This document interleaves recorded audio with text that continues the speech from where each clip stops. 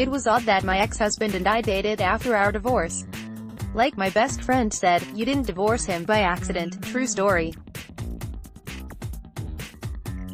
There were reasons our marriage crumbled. Namely, emotional abuse. That's a marriage ender.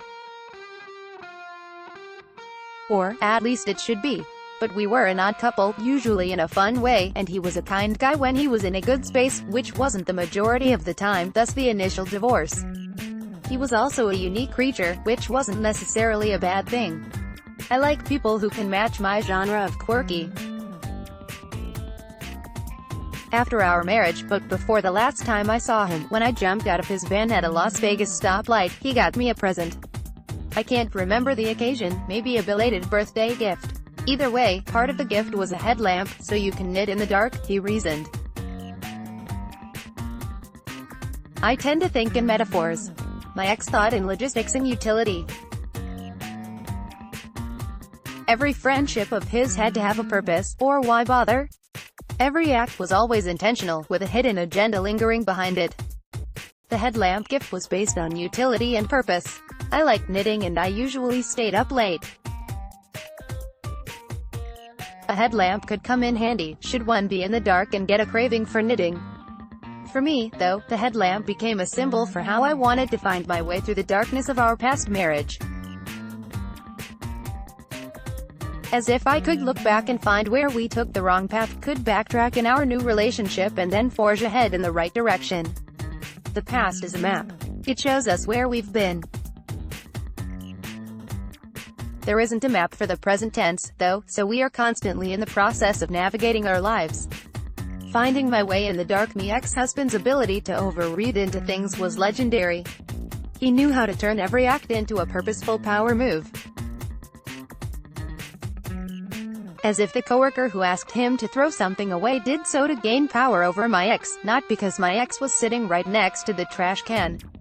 My ex-husband's ability to overread into things was legendary. He knew how to turn every act into a purposeful power move.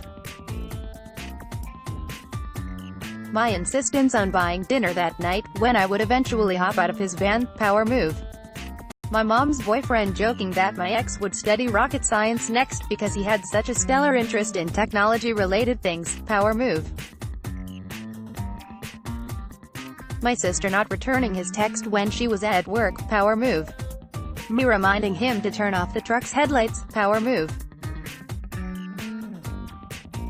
Or that time when I sent him a meme about narcissism, because it was just damn funny. Why did the narcissist cross the road? Because he thought it was a boundary, and he became offended because he thought the meme was about him, which, irony. With every action having a hidden purpose, I started to get exhausted by his constant suspicion.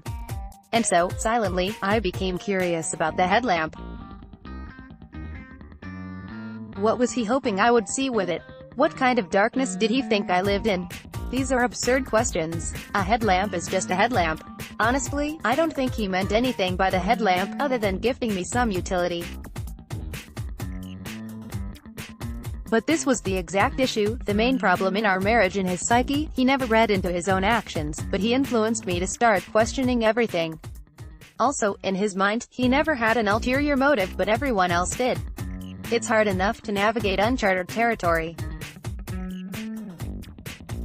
Add a paranoid hiking buddy to the mix, who makes you feel iffy about everything when you don't need to be, but you become permanently apprehensive and weary to take any step because of his unnecessarily over-suspicious instincts. You end up stuck in the middle of a thick darkness, not knowing where to go, wishing you had a guide, or heck, even just a headlamp that could help you see in any direction and move you from the suspicious stagnancy you have become cemented in.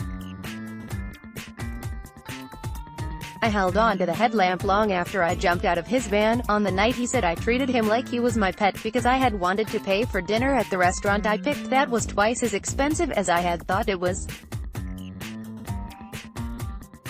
When we were at the Las Vegas stoplight at 10 p.m., and he said, "You know, I'm not your pet." I just couldn't take any more of his distrustful readings into every one of my actions. That night, I walked 2 miles in the dark to the nearest hotel, and stayed there for a few days until my flight home was scheduled. The headlamp would have been handy that night, but it was in my hardware cabinet, still in its packaging. It's been a year since my van dismount and almost 2 years since the headlamp was gifted to me. I recently moved, changed living spaces as I continue to change my life.